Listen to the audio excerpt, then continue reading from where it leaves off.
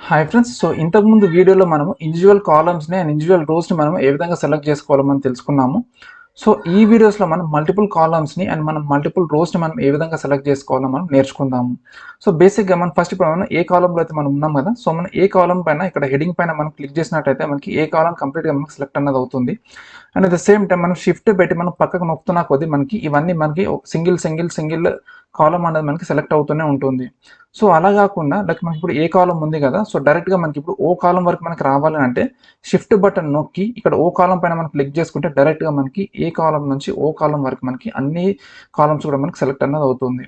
So అదే విధంగా మనకి ఇప్పుడు సపోజ్ ఫస్ట్ రోని మనం సెలెక్ట్ చేసాము and at the same time మనకి 10th రో వరకు మనకి అన్ని రోస్ అనేది మనం సెలెక్ట్ చేయాలనుకున్నట్టయితే మనకి షిఫ్ట్ బటన్ నొక్కి డైరెక్ట్ మనకి 10th ఇక్కడ ఏదైతే ఉందో ఇక్కడ దీనిపైన మనం క్లిక్ చేసినట్టయితే మనకి 1 నుంచి 10 వరకు రోస్ అన్ని కూడా మనకి సెలెక్ట్ అనేది మనకి అవుతాయి ఫ్రెండ్స్.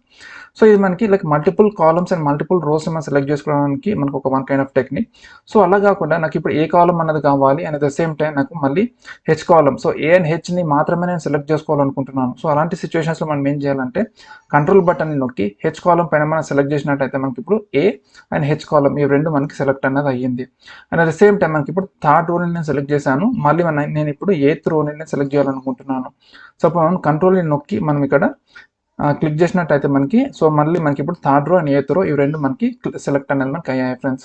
సో ఈ విధంగా మనం మల్టిపుల్ రోస్ని అండ్ మల్టిపుల్ కాలమ్స్ని మనం ఒకటేసారి సెలెక్ట్ చేసుకొని అందులో మనము వర్క్ అయితే మనం చేసుకోవచ్చు. కావాలంటే మనం డిలీట్ చేయడము, మాడిఫికేషన్స్ చేయడము, అలాంటివి అయితే మన ఫాంట్ని చేంజ్ చేయడము, ఫాంట్ సైజ్ని పెంచడం వల్ల ఇలాంటివి అన్నీ కూడా మనం ఒకటిసారి మనం చేంజ్ చేసుకోవచ్చు. సో ఎలాంటి కంటెంట్ కోసం అని చెప్పేసి మన ఛానల్ని సబ్స్క్రైబ్ చేయండి.